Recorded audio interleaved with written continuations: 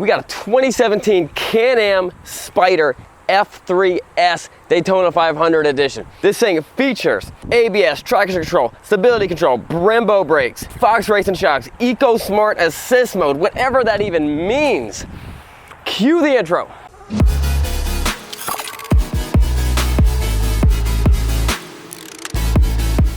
And to top it off, it has something that they call a gauge spoiler. I don't know what that is. Is it this? This little like chin hat? Is it this? This is a windshield, not a gauge spoiler. I don't know what they're talking about.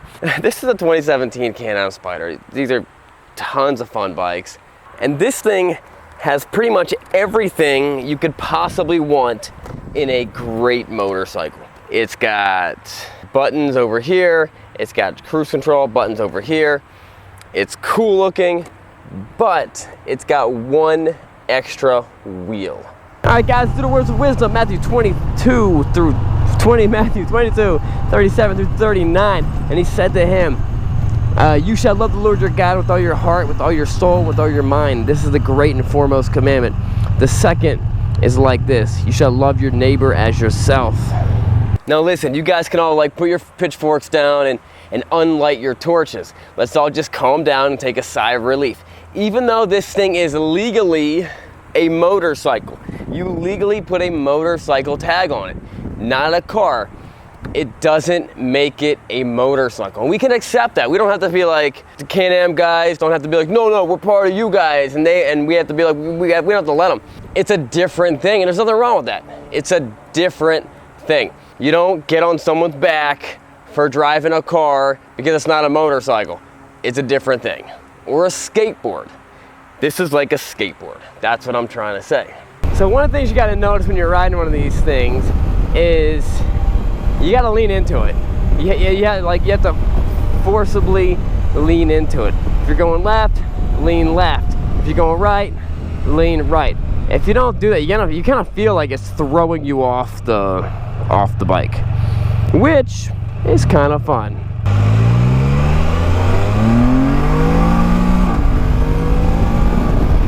This thing will roast tires for days. I mean, the entire first gear just spins, and it keeps it nice and straight and planted. It really is a blast to drive. You'll notice you have to upshift with your thumb. You get the pointer right here. On the other side, you have the downshift right here. Although, watch this. You can downshift manually, and it does it pretty quick. Or, make sure there's no one behind me. Let me adjust that mirror. There we go. Or if you just get on the brakes, it downshifts and matches your revs to get you down to that nice. It wants to keep the RPMs at a good spot for you. Now, why you can't put it into an automatic mode and have everything done automatically, I don't know. It seems like that would just make sense. That would, you know, the Hondas do that. It seems, I don't know, it seems like it would make sense, but whatever. So let's talk about some of the pros and cons of a Can Am Spyder versus a regular conventional two-wheeled motorcycle. Pros: Can Am Spyder, really stable. Con: Can Am Spyder, too stable. Pros: the Can Am Spyder is nice and wide. Con: the Can Am Spyder is just too wide. Pros: the Can Am Spyder is comfortable for riding. Con: it's a little too comfortable. Pros: it has reverse. Con: it has reverse. Basically, if you're looking for a Can Am Spyder, if that's what you want, it's an awesome vehicle. If you're looking for a motorcycle, it's not a motorcycle. I always tell people, you know, people are like, well, I'm looking at getting a riding motorcycle. I think I'm gonna get a Can Am Spyder. Don't get a Can Am Spyder, get a motorcycle. It's not really an entry level into it. You can become a great Can Am Spyder rider and be nowhere closer to be a good motorcycle rider. It's a completely different thing. Well, one, this is an automatic. So where you should be braking up here with your hands, which this would normally be the front brake, it's got interlocking braking down here, which if you're jumping from a car onto this is gonna feel real comfortable and normal for you. If you jump on a motorcycle onto this, it takes a little, like, you know, switching around some wires. It takes a couple times driving it until you really start realizing it. Even I will still jump on here and I have one of those oh shoot moments, and I go to try to grab some brake up here, and if you want to kick it out a little bit, you can kick it out a little bit. Not a big deal. Nobody suspects the bright yellow Can Am Spyder with the guy with the bright green jacket wearing the bright blue helmet. Yes, these things are really, really stable. I've ridden them off-road, not really off-road, like on the grass, just to drift around a little bit. I've ridden them in the snow, I've ridden them in ice, I've ridden them in the rain. Tons and tons of fun. And I've actually tried to get them on 2 wheels before, and the steering stabilizing system is very tech. It's very advanced. When you start hitting it really hard, you actually feel and like individual wheels start to break because it doesn't want it to flip over or anything. It's a very foolproof vehicle. I mean, you can hit corners really hard with this thing. Obviously not as fast as a sport bike, but you'll feel it. You'll feel like, oh, this is getting uncomfortable. But no one's gonna drive this thing and accidentally hit a corner at 90 miles an hour that it should be hitting at 5 miles an hour, and you know, it's just not gonna happen. So if you were wondering, can I put my mom in something like this? Chances are, yeah, she should be fine. You see what I mean? You wanna lean into those corners. Another thing, if you're trying to do like a bank robbery and you need a quick getaway car, this is not it. The sequence to start this thing: turn the key, wait. It tells you before operating, read safety card under left service panel. You open up the service panel, you pull it out, you read the safety card, check road conditions, blah, blah, blah, do not ride on ice, snow, or off-road, don't tell me what to do. And then, all right, listen, no one in the history of the universe who owned a Can Am never actually read the safety panel before. So it tells you this sequence to read the safety panel, and then it says, now you can press the mode button over here, and now, mode button, and now you can start your car.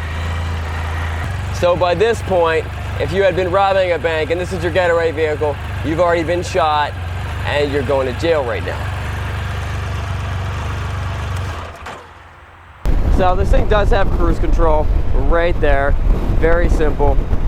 It's got buttons over here. You can change stuff, set stuff. Now the RPMs look bigger and, you know, whatever, just boring. Now, if I were gonna buy, so people ask me this all the time. They're like, hey, I want a Harley trike, or I want a Goldwing trike. And I'm always like, why? Why do you want that? You know, they're very expensive. Now, I've spent a lot of time, not that much time on Harley trikes, I've spent a lot of time on Goldwing trikes, and they're very refined, and they feel great. They actually feel surprisingly stable in corners and stuff. But they're really expensive. We've sold 2003 Goldwing trikes with, like, you know, Layman or California Sidecar trike kits, you know, pretty top of the line models for $21,000. You can buy like a really nice Can Am Spyder, which I think is more stable. I think is much more stable than a Goldwing trike for cheaper. Now, if you want to, you buy a brand new one. You can buy it for more money. That's fine. But if you're just trying to stay, if your option is trikes, and you're like, I may want to get a trike, I don't want to ride 2 wheels anymore, I think the best route, the cheapest route, the best bang for your buck is definitely a Can Am. And I would be saying that even if I had a Goldwing. Now, the chances are the guy with the Goldwing's gonna come in, he's gonna gotta buy that Goldwing trike. The guy who buys the Harley trike is like, it's gotta be that Harley, it's gotta be a Tri-Glide, it's gotta be a freewheeler. You know, that's fine. But if I was convincing one of my buddies or myself in the future, the Can Am's definitely the way to go. Value, performance, stability, you know, it's made for this. There's a reason why there's a new Goldwing trike company that puts the trike on the front. They put 2 wheels on the front instead of the back because it is more stable. It makes more sense. All trikes that had 1 wheel on the front was, you know, like in history was very unstable. You know, look at the old Honda 3-wheel trike. You know, like as a kid, like a quad, you know what I mean? Little three-wheeler. They all rolled and everyone died. Look at the T-Rex. The T-Rex or the Polaris Slingshot. 2 wheels on the front. It's a much better, much more stable platform. Now listen, don't get me wrong, I'm not bashing the Can Am Spyder. I think they're great, I think they're tons of fun. I just think they are, a lot of the issues, a lot of the complaints people have with them, or the dispute against Spyder guys, and if this is a real thing, it's because it's not a motorcycle, and that's just fine. There's nothing wrong with that. It does rock an awesome 1330cc Rotax motor, 3-cylinder. And a cool thing about with the Can-Am, with the F3 Spyder, this is the F3S, these are actually adjustable. Both pegs are adjustable to move up and back, probably a decent amount, maybe 12 inches.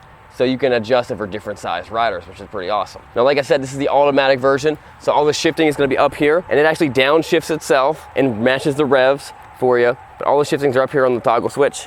Now, we've had a lot of Can-Ams before, almost never had any issues with any of them. Occasionally you gotta put a battery in one, that's just a wear item, no big deal. One time we had an RT Limited, top of the line, we're talking like $35,000 Can-Ams, brand new. And I had to put a new air suspension in the back because the airbag, you know, the air shock stopped working. That was about 600 bucks. Other than that, never had any issues with any of these things. They're very reliable. Rotax makes a great engine.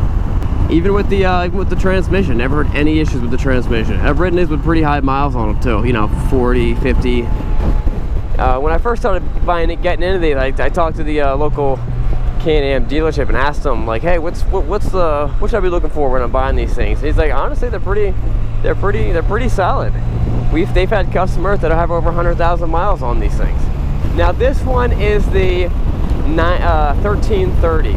When they first came out, I think they were a 990 or a 980 motor.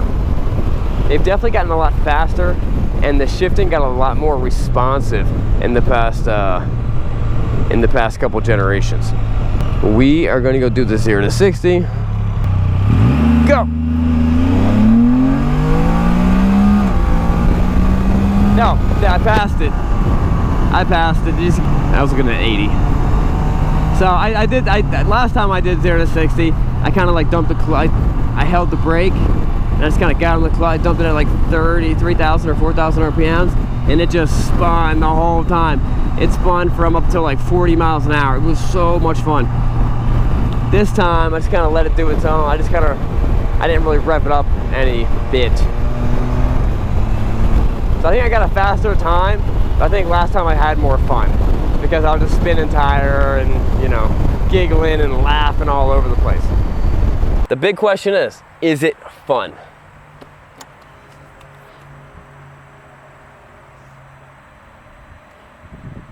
Hold up.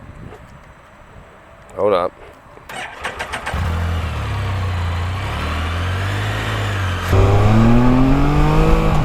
Yeah, this thing's fun. This thing is literally a barrel of monkeys, if that is still fun for people. I don't know. I never had any. No, I did. They were great. Guys, if you're looking at checking one of these things out, another option is they're tons of fun. You gotta drive one. It's worth the drive. An option is check out RiderShare. You can go to ridershare.com, and it's like Toro but for motorcycles, or Airbnb but for motorcycles, where you can rent your bike out to people, or you can rent a bike from people through the RiderShare website. And if you ever want to see what these things ride like, rent one for a day. Jump on the thing, find one in your area, and rent one for a day. It'd probably be pretty inexpensive, and just see if you like it. They're a lot of fun. It might not be for everybody, but I think everyone can enjoy it and have a lot of fun on a bike like this. Yeah! Awesome. All right, guys, that wraps it up. Remember, it is not what you're riding, but where you're going. And if you're wondering what kind of gloves I'm wearing, M1 Moto gloves. Click on the link below, bikesandbeardsgear.com. We'll see you guys later.